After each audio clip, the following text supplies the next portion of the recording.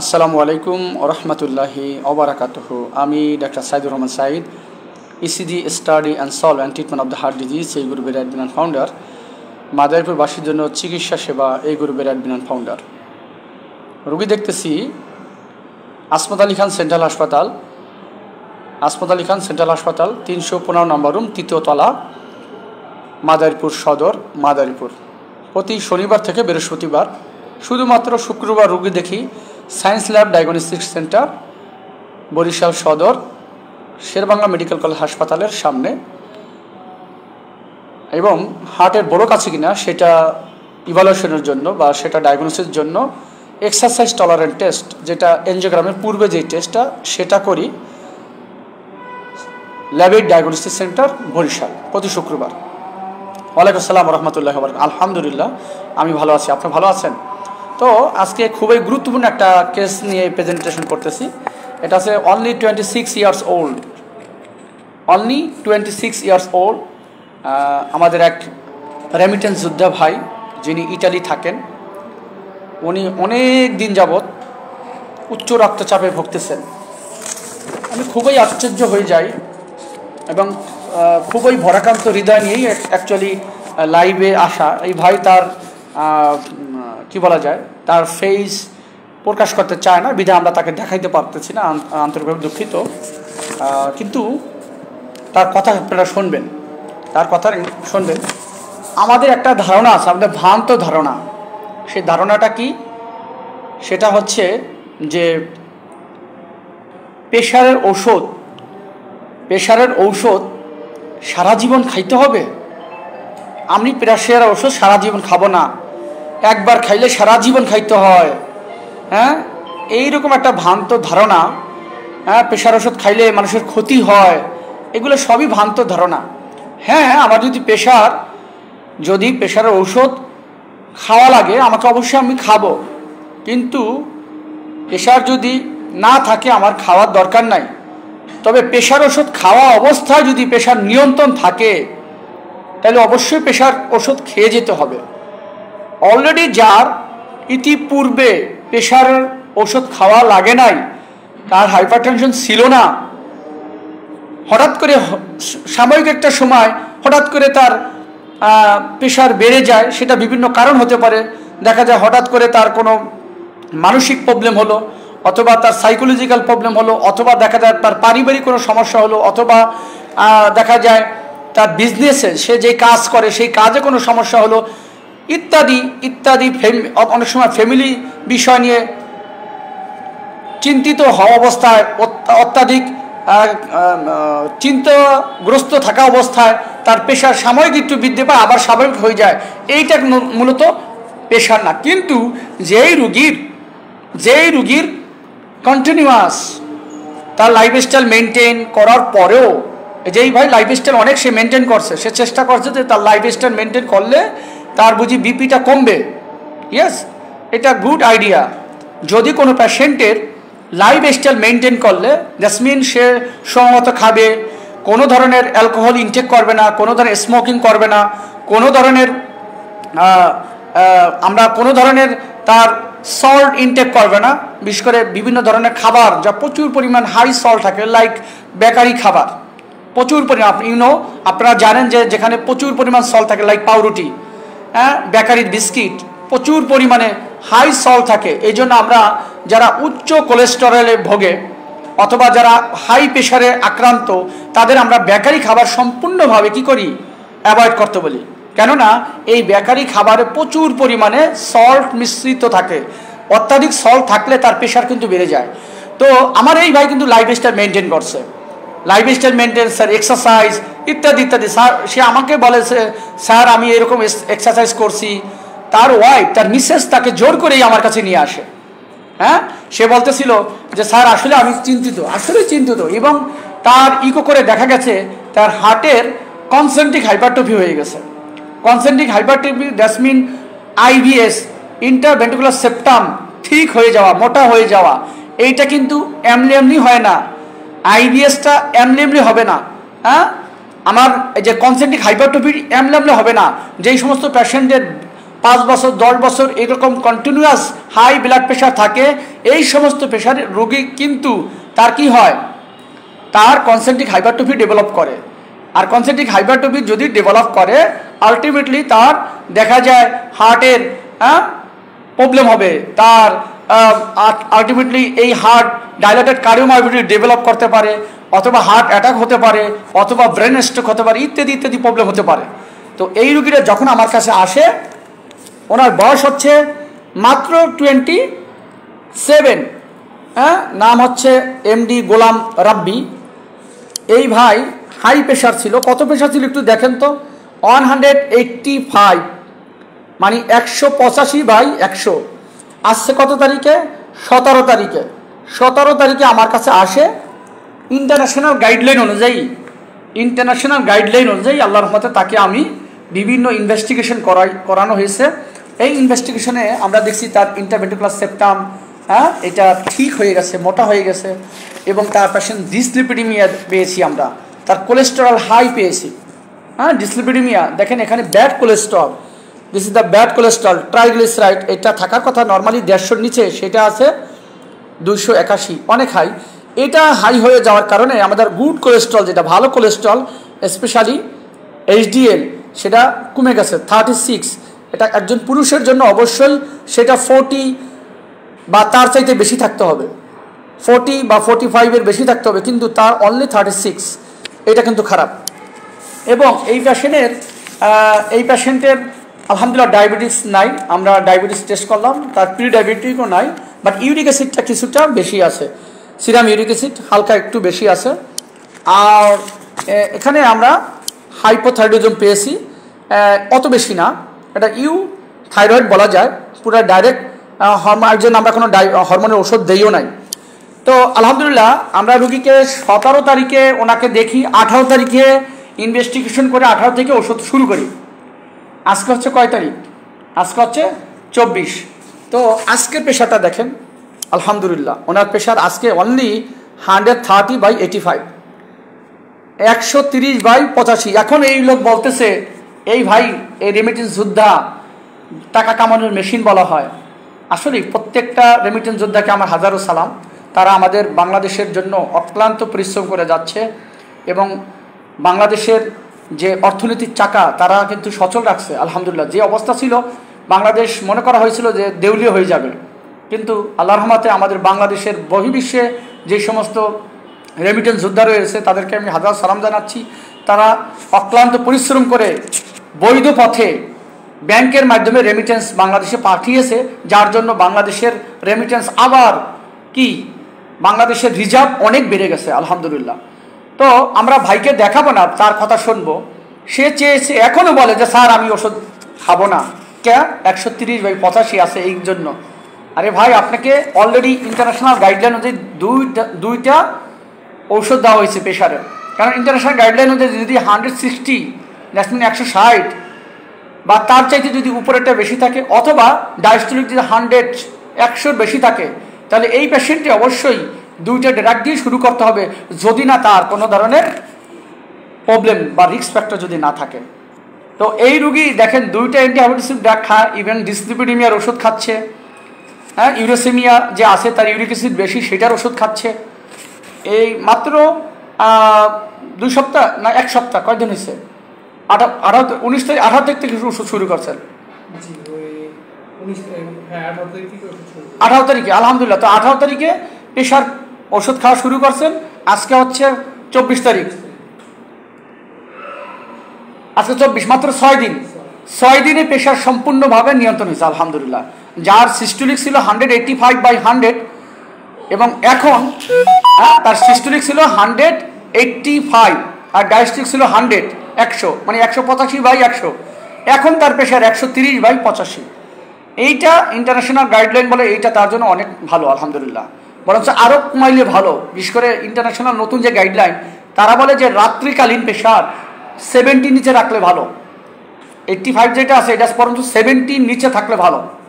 তো আমার এই ভাই সে তো জানে না, বোঝে না, সে বাংলাদেশের থেকে বিদেশে যাওয়ার পূর্বেই তার প্রেশার এরকম আপ ডাউন করতো, সে ওষুধ খায় নাই, কারণ সে কোনো ভালো ডাক্তার দেখায় নাই। ভালো ডাক্তার যদি দেখাইতো অবশ্যই তাকে রিকোয়েস্ট করতো, অনুরোধ করতো এবং বুঝাইতো। আমি তাকে অবশ্যই বুঝাইছি, আশা করি সে বাদ দিবে না। কারণ যদি বাদ দেয়, অবশ্যই বাদ দেওয়া যাবে যদি তার সিস্টোলিক প্রেশার 90 নিচে নামে, মানে উপরেরটাই 90 নিচে নামে, অথবা ডায়াস্টোলিক 60 নিচে নামে, তাইলে বাদ দিতে হবে, এছাড়া বাদ দিতে পারবে না। দিলে ওনার ক্ষতি হয়ে যেতে পারে। তো আমরা রুগীর ওষুধ খাওয়ার আগের কি অবস্থা ছিল, এখন কি অবস্থা আছে, রুগীর চেহারা দেখানো যাবে না, এই জন্য যা শুধু ওনার কথাটা শুনবো। জি আসসালামু আলাইকুম। আসসালামু আলাইকুম। ওয়ালাইকুম আসসালাম। ভালো আছেন আপনি? এই তো আলহামদুলিল্লাহ, অনেক ভালো। জি ভাইজান, বলেন তো এখন আপনার কি অবস্থা, ওষুধ খাওয়া শুরু করার পূর্বে কি অবস্থা ছিল? ওষুধ খাওয়ার পূর্বে আমি যেরকম আমার কাছে অস্থির লাগতো, ঠিক ঘাড়ে ব্যথা করতো, মোটামুটি মানে খুব খারাপ লাগতো, শরীরে সবসময় উত্তাপ থাকতো এবং গরম গরম লাগতো। এখন আল্লাহর রহমতে ঠিক আছে, অনেকটাই ভালো। এখন ওইরকম লাগে না, অস্থির লাগে না, নিজের কাছে গরম অধিক। আমি মনে করছি বাংলাদেশে আসলে আমার গরম সবসময় গরম লাগতো, কিন্তু আমি কিসের জন্য যে গরম লাগতো এই জিনিসটাই আমি ভাবি নাই, চিন্তা করি যে আমার যে হাই প্রেশার। উপরের প্রেশার ছিল কত? আমার উপরের প্রেশার ছিল 185। আর নিচেরটা কত ছিল? 100। এখন কত আছে? এখন আছে 130/85, মানে 130 উপরে 130 আর নিচে হলো 85। আগে ছিল 130 এর জায়গায় 185, আর নিচে যেখানে শুধু 85, আগে ছিল 185/100, আর এখন আছে 130/85। তাহলে আল্লাহর রহমতে মাত্র 6 দিনে প্রেশার নিয়ন্ত্রণ হয়ে গেছে। হ্যাঁ। তো আপনি কি আপনার আগের অবস্থা চেয়ে এখন অবস্থা কি ভালো না, খুশি না? হ্যাঁ ইনশাআল্লাহ। তাহলে আপনি প্রেশার ওষুধ কেন বাদ দিতে চাইছিলেন? আমি বাদ দিতে চাইছি, মনে করছি প্রেশার ওষুধ খাইলে হয়তো সারা জীবন খাওয়া লাগবে। না, আপনি প্রেশার ওষুধ যদি বাদ দেওয়া অবস্থায়, আপনি যদি প্রেশার না ওষুধ খাওয়া বাদ দিয়ে যদি আপনি প্রেশার উপরেরটা 130-এর নিচে থাকতো আর নিচেরটা 80 নিচে থাকতো, তাইলে আপনি বাদ দিতে পারতেন। কিন্তু এইটা তো আপনার অনগোয়িং ট্রিটমেন্ট, মানে ট্রিটমেন্ট চলাকালীন অবস্থায় আপনি 130/85 আছে, এখনো বরঞ্চ নিচেরটা বেশি আছে। আমি হয়তো মনে করছিলাম যে প্রেশার হয়তো নিয়ন্ত্রণ আসার পরে আমি ওষুধ কিছুটা বাদ দিব। না, এটা ভুল। আপনি কখনোই অ্যান্টিবায়োটিক্সের ড্রাগ বাদ দিবেন না, যদি না আমরা স্পেশাল কিছু সিচুয়েশন বলি। যেমন হঠাৎ করে একটা পেশেন্টের ডায়রিয়া শুরু হয়ে গেল, যার জন্য ওনার বিপিটা কমে গেল, ব্লাড প্রেশার কমে গেল, তখন আমরা ডোজ কমাই দিই, অথবা তখন ওই কন্ডিশনে আমরা বাদ দিতে পারি, এছাড়া না। অথবা তার অ্যামলাই ওষুধ খাইতে দেখা গেল তার প্রেশার উপরেরটা 90 নিচে নেমে গেল এবং ডায়াস্টোলিকটা মানে নিচেরটা সাইডের নিচে নেমে গেল, তাইলে বাদ দিতে পারবেন। এছাড়া বাদ দিলে কিন্তু আপনার ক্ষতি হয়ে যাবে। অলরেডি আমরা বলছি যে আপনার কনসেন্ট্রিক হাইপারট্রফি ডেভেলপ করছে, দ্যাটস মিন হার্টের যে ওয়ালটা আছে সেটা মোটা হয়ে গেছে, ঠিক হয়ে গেছে। এটা ঠিক হয়ে গেলে একটা সময় কিন্তু ডায়ালেটেড, এটা কি ডিসিএম অথবা এইচসিএম হয়ে যেতে পারে। এইচসিএম মারাত্মক ডেঞ্জারাস একটা রোগ, যে হাইপারটেনসিভ কার্ডিওমায়োপ্যাথি অথবা হাইপারট্রফিক কার্ডিওমায়োপ্যাথি, যার সংক্ষিপ্ত নাম হচ্ছে এইচসিএম। এটা যদি হয়ে যায় এটা মায়োক্টমি করা লাগে। ওই যদি ইন্টারভেন্ট্রিকুলার সেপ্টাম যে মোটা, হ্যাঁ, ওইটা কেটে দিতে হয়, যেটা হার্টের অপারেশন। অথবা এই রোগীর যে কোনো সময় অ্যারিথমিয়া ডেভেলপ করলে সাডেন কার্ডিয়াক ডেথ হয়ে মারা যায় হঠাৎ করে। এটা এইচসিএম হয়ে গেলে, যেটা খুবই রেয়ার, ডেঞ্জারাস, এবং এটা হইলে রোগী বাঁচে না, অনেক সময় রোগী মারা যায়।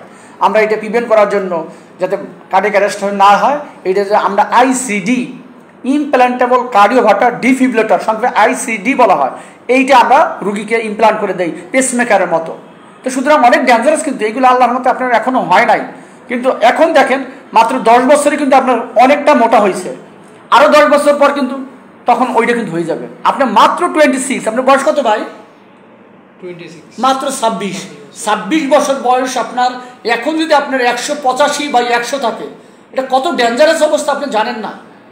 এটা আমরা ম্যালিগন্যান্ট হাইপারটেনশন আমরা বলি, ডেঞ্জারাস অবস্থা। এই অবস্থার দোস্ত, ধন্যবাদ তোমাকে তোমার কমেন্টের জন্য, তোমাকে অসংখ্য ধন্যবাদ। মহিউদ্দিন আহমেদ, তুমি লাইভ দেখতেছো, ভিডিওটা শেয়ার করে সকলকে জানিয়ে দাও যে প্রেশার খুবই, আমরা এই যে ওয়ার্ল্ড হাইপারটেনশন ডে গেল 7 এই মাসের 17 তারিখে, হ্যাঁ, এটার প্রতিপাদ্য বিষয়টাই ছিল কি জানেন আপনি? যে এটার প্রতিপাদ্য বিষয় ছিল যে ব্লাড প্রেশার পরিমাপ করুন সঠিকভাবে, হ্যাঁ, অথবা measurement BP accurately, control your blood pressure হ্যাঁ, control your blood pressure. Jasmine, আপনার ব্লাড প্রেশার কন্ট্রোল করুন এবং লাইফ লং আপনি দীর্ঘজীবী হন বা দীর্ঘদিন জীবিত থাকুন। তার মানে কি, ব্লাড প্রেশার যদি কন্ট্রোল না রাখেন তাহলে কি লাইফটা কিন্তু যে কোনো সময় ঝুঁকিপূর্ণ হয়ে যেতে পারে। আল্লাহ না করে আপনার ব্রেন স্ট্রোক হয়ে গেলে, আপনার হার্ট অ্যাটাক হয়ে গেলে, এই জন্য কখনোই আপনি বাদ দিবেন না ভাই। একটা ওষুধের দাম কিছুই না, একটা ওষুধ কিন্তু কিছুই না, কিন্তু আপনার এই ওষুধের কারণে আল্লাহ না করবে আপনার হায়াত মালিক আল্লাহ, মরার মালিকও আল্লাহ, জীবন দেওয়ার মালিকও আল্লাহ, কিন্তু আপনাকে চিকিৎসা নিতে হবে।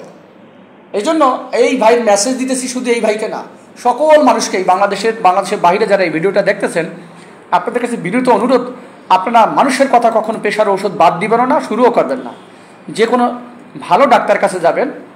স্বর্ণা ইসলাম, ওয়ালাইকুম আসসালাম রহমতুল্লাহ, আপনাকে ধন্যবাদ জানাচ্ছি।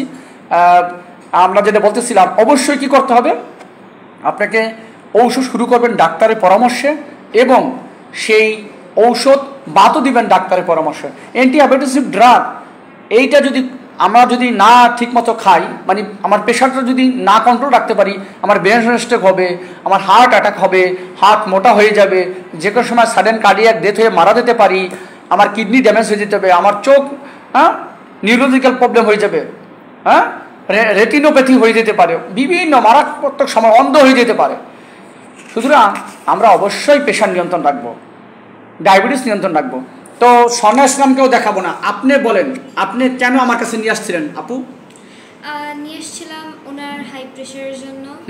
তো তখন ওনার খুব বাজে অবস্থা ছিল, তো এর জন্য আমি নিয়ে আসছি আপনার কাছে। কিরকম বাজে অবস্থা ছিল? বাজে অবস্থা ছিল, আমি একদিন বাসায় বসে টেস্ট করাইছি, তখন 165/90 এরকমই ছিল।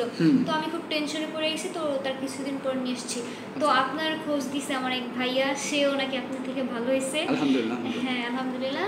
তারপর ভাইয়া আপনার খোঁজ দিছে, আমরা এখানে নিয়ে আসছি। আলহামদুলিল্লাহ, আপনাদের দোয়ায় আলহামদুলিল্লাহ এখন আমি চেষ্টা করি, এখন ভালো ফলাফল পাইছি স্যার। মানে ওষুধ খাওয়ার পরেই আল্লাহর রহমতে প্রেশার নিয়ন্ত্রণ হয়েছে। স্যার অবশ্যই আপনার ব্যবহার খুব অনেক ভালো, আপনার সার্ভিস খুব ভালো স্যার।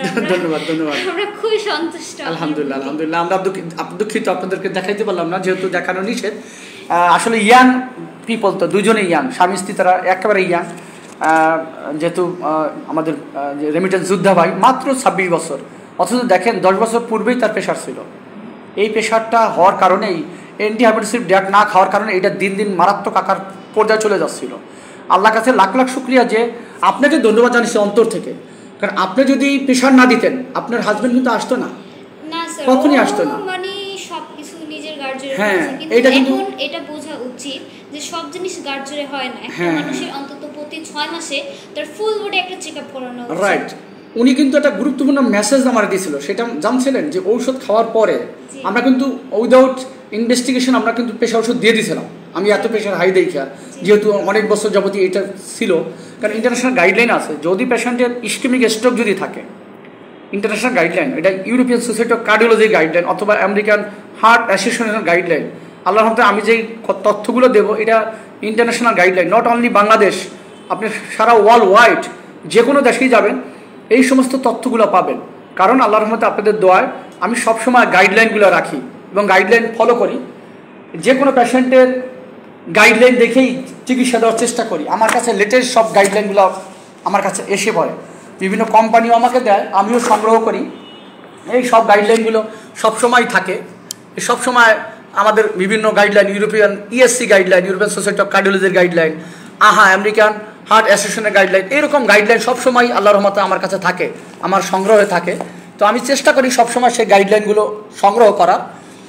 এই জন্য গাইডলাইনের মতে যদি পেশেন্টের ইস্কেমিক স্ট্রোকের ফিচার যদি না থাকে, যদি ইস্কেমিক স্ট্রোক ফিচার থাকে, পেশেন্টের 1 থেকে 2 দিন পর্যন্ত কোনো ধরনের অ্যান্টিবায়োটিক ড্রাগ দেওয়া যাবে না। যদি পেশেন্টের ইস্কেমিক স্ট্রোক হয়ে যায় তাহলে 1 থেকে 2 দিন পর্যন্ত কোনো স্ট্রোকের ইভালুয়েশন না করা পর্যন্ত 1 থেকে 2 দিন কোনো ওষুধ দেওয়া যাবে না। কিন্তু যদি ইস্কেমিক স্ট্রোক না থাকে, হেমোরেজিক স্ট্রোক আছে, সাথে সাথে ওষুধ দিতে হবে। যদি সিস্টোলিক প্রেশার 160 এর বেশি হয়, আপনি সাথে সাথেই ওষুধ দিতে পারবেন। আর নর্মালি আমরা যেই রুগী কখনোই প্রেশার ছিল না তাকে 4টা ভিজিট, ইন্টারন্যাশনাল এটাও গাইডলাইন, 4টা ভিজিট আমরা দেখব। এই 4টা ভিজিটে দেখার পরেও যদি আমরা তাকে এই সময় তাকে বিভিন্ন ধরনের বললাম লাইফস্টাইল মেনটেন, লাইক ওনার পর্যাপ্ত ঘুম হয়, উনি যাতে বিভিন্ন ধরনের অ্যালকোহল, স্মোকিং অথবা কোলেস্ট্রল জাতীয় খাবার অথবা ওনার হচ্ছে যত ধরনের বেকারি খাবার ইত্যাদি ইত্যাদি, হাই ফ্যাট জাতীয় খাবার ইত্যাদি বাদ দিয়ে এবং সল্ট বাদ দিয়ে, সব লবণ বাদ দিয়ে, যদি ওনার এরকম 3টা থেকে 4টা ভিজিট করার পরও যদি দেখা যায় পেশেন্টের বিপি নিয়ন্ত্রণ হচ্ছে না, তাহলে অবশ্যই ইন্টারন্যাশনাল গাইডলাইন অনুযায়ী 160-এর উপর উঠলেই তাকে 2টা ড্রাগ দিয়ে শুরু করতে বলছে, নট সিঙ্গেল ড্রাগ। এটা যারা লাইভ দেখতেছেন, এখানে অনেক ডাক্তার আছেন আমার ফ্রেন্ড লিস্টে, আপনারাও জানেন। ওয়ালাইকুম আসসালাম রহমতুল্লাহ বরাকাতু। নজরুল ইসলাম খান, আপনাকেও ধন্যবাদ। ভিডিওটি শেয়ার করুন, খুবই গুরুত্বপূর্ণ ভিডিও। অনেকেই এই কাজটা করে যে ঔষধ খাচ্ছে না। হ্যাঁ, তো এই ভাই আমাকে একটা কথা বলছিল যে আমার আগে যে অবস্থা, ঔষধ খাওয়ার 2 দিন পরে যে আসলো, তা আমার অনেক হালকা লাগতেছে। কি ভাই এটা বলছিলেন না? হ্যাঁ, আমার অনেক হালকা লাগছে। দেখছেন, এই যে ঔষধ খাওয়ার আগে কিন্তু এটা ছিল না। আমি এখন পুরাই ঠান্ডা, আমার শরীর খুব ঠান্ডা লাগতেছে, মানে স্বাভাবিক লাগতেছে আর কি। আগে কিরকম জানি ছিল, অস্থিরতা ছিল, ঠিক আছে, প্রচন্ড গরম লাগতো, উদ্বেগ লাগতো, ফ্যানের তলে গেল কিরকম জানি খুব গরম লাগতো। তাহলে আপনি এত সুন্দর লাইফ লং করার পরেও আপনি কেন ভাই তো বুঝতে পারি নাই ঔষধ বাদ দিতে চাইছিলেন না? তাহলে এই বোকামি না, তো ঔষধ বাদ দেওয়া। আপনি অবশ্যই বলছি, যদি উপরেরটা 90 নিচে নামে আর নিচেরটা 60-এর নিচে নামে, তাইলে সেটা হাইপোটেনশন, যেমন লো প্রেশার। এর আগে লো প্রেশার না, কারণ ম্যাক্সিমাম দোকানদার তারা বলে যে 120/80 এটাও নর্মাল। এরা জানে না, এরা কোনো স্কুল কলেজে পড়ে নাই, এদের পড়ানো হয় নাই, এরা কোনো মেডিকেল কলেজে পড়ে নাই। ডাক্তার হইতে হলে অবশ্যই, ডাক্তার শব্দটা ইউজ করতে হলে অবশ্যই কি লাগবে? MBBS অথবা BDS ডিগ্রি লাগবে, bachelor of medicine, bachelor of surgery লাগবে, যদি মানুষের বডির চিকিৎসা করতে হয়। এরকম প্রায়ই সমস্যাটা হয়। দোকানদারের কাছে গেলে যে আপনার প্রেশার তো লো হয়ে গেছে, কে আপনি প্রেশার চিকিৎসা অনগোয়িং ট্রিটমেন্ট, দ্যাটস মিন ওষুধ খাওয়া অবস্থায় যদি কোনো রুগীর প্রেশার 100/60 থাকে, তাও ভালো। 100/60, 100/60 এটাও ভালো। অথচ দোকানদার তখন বলে কি না, ওষুধ খায়েন না। আমি অনেক রুগী পাই, বাংলাদেশের রুগী মানুষগুলো এতই বোকা, দোকানদারের কথা মতো ওষুধ বাদ দিয়ে দেয়। আর বাদ দিলেই কয়েকদিন পরেই দেখা যায় হার্ট অ্যাটাক, ব্রেন স্ট্রোক অথবা পেশেন্টের কিডনি প্রবলেম। এই যে গত সপ্তাহের আগের সপ্তাহে আমি আমার সায়েন্স ল্যাব ডায়াগনোস্টিক সেন্টার বরিশালে এখানে একটা রুগী পাইলাম যার সিরাম ক্রিয়েটিনিন 12.12 দেখুন 12.12, যেখানে স্বাভাবিক সিরাম ক্রিয়েটিনিন থাকার কথা 0.5 থেকে 1.1 অথবা 1.2, যার সর্বোচ্চ 1 টাকা 20 পয়সা পর্যন্ত থাকতে পারবে পুরুষের জন্য। সেটা হয়ে গেছে কত? 12 টাকা 12 পয়সা। চিন্তা করা যায় কত খারাপ। তো সুতরাং আপনারা দোকানদারের কথা মতো কখনোই প্রেশার ওষুধ বাদ দিবেন না, আর দোকানদারের কথা মতো শুরু করবেন না। কোন ধরনের প্রেশার ওষুধ কাকে দিতে হবে এটা শুধুমাত্র একজন ভালো চিকিৎসক জানবে, যে কিনা রেজিস্টার্ড চিকিৎসক। দোকানদারের কথা মতো, এই যে গতকালকের আগের দিন 3-4 দিন আগে একটা বোন আসছে মডেলসার থেকে, সে করছে কি, সে হচ্ছে প্রেশার ওষুধ বাদ দিয়ে দিছে। কে বলছে যে আপনার লো প্রেশার, ও ভালো, তার বাদ দেয় নেই, 2টা প্রেশার ওষুধ সে খাচ্ছি, একটা সকালে বিটা ব্লকার খাচ্ছ আর রাত্রে একটা ARB খাইতো। সে দোকানদারের কথা মতো শুধু বিটা ব্লকার খাচ্ছে, অথচ বিটা ব্লকার কোনো অ্যান্টিবায়োটিক ড্রাগ নর্মালি আমরা দেই না। Beta blocker not first class আর ফার্স্ট লাইন অ্যান্টিবায়োটিক ড্রাগ, এটা only for arrhythmic, anti arrhythmic অথবা অ্যান্টি ইস্কেমিক ড্রাগ, অথবা আমরা অ্যারিথমিক, অ্যান্টি ইস্কেমিক, অথবা এটা আমরা বলি যে হার্ট ফেলুর প্রিভেন্ট করবে, অক্সিজেন ডিমান্ড বাড়াবে, ইত্যাদি ইত্যাদি ফাংশন আছে বিটা ব্লকারের। বিটা ব্লকার কখনো অ্যান্টিবায়োটিক ড্রাগ না ফার্স্ট লাইন, এটা সেকেন্ড লাইন বা থার্ড লাইন ড্রাগ। অথচ ওই দোকানদার কি করছে, ARB যেটা ভাইটাল একটা ড্রাগ, সেইটা ARB বন্ধ করে শুধু বিটা ব্লকার খাইতে বলছে। এই দোকানদার কথা মতো বিটা ব্লকার খাওয়ার পর এই যে রুগীর প্রেশার ছিল 110/80, জাসমিন খুব কন্ট্রোল ছিল, ওই যে 110/80 দেখছে যে আপনি 2টা ওষুধ খাওয়ার দরকার নেই, একটা ওষুধ খান, ধাপ করে রুগীর বিপি 150/100 হয়ে গেল। এখন রুগীর অবস্থা তো যায়, মাথার প্রচণ্ড পেইন। তো সুতরাং এই ভুল কখনোই করবেন না। আমি আপনাদের অ্যাওয়ারনেস বৃদ্ধি করার জন্য এরকম মাঝে মাঝে ভিডিওটা করি। ভিডিও একটু লম্বা হয়ে গেল, এটা আন্তরিকভাবে দুঃখিত। যা হোক, মূল ব্যাসিসটা একটাই, অ্যান্টিহাইপারটেনসিভ ড্রাগ বা প্রেশারের ড্রাগ অবশ্যই ডাক্তারের পরামর্শ খাবেন, কখনোই বাদ দিবেন না। যদি বাদ দেন, উপরের বিপি মানে উপরের ব্লাড প্রেশার যদি 90 নিচে নামে, অথবা ডায়াস্টোলিক নিচেরটা যদি সাইডের নিচে নামে তাইলে বাদ দিতে পারবেন। আবার বাদ দিয়ে বসে থাকা যাবে না, কয়েকদিন পর পর চেক করতে হবে যে আবার বেড়ে গেল কিনা। তাইলে আপনি ডাক্তারের পরামর্শই ওষুধ বাদ দিবেন বা শুরু করবেন। কোনো দোকানদারের কথা মনে না, কোনো মানুষের কথা মনে না, কোনো ব্যক্তির পরামর্শ না।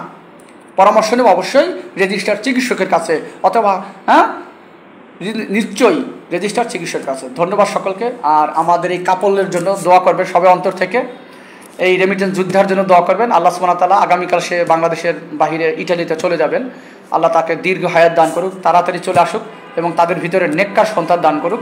এই জন্য অন্তর থেকে দোয়া করলাম। আমি দোয়া করতেছি, আপনারাও দোয়া করবেন। ভালো থাকবেন সকলে, আপনারা আমার জন্য দোয়া করেন।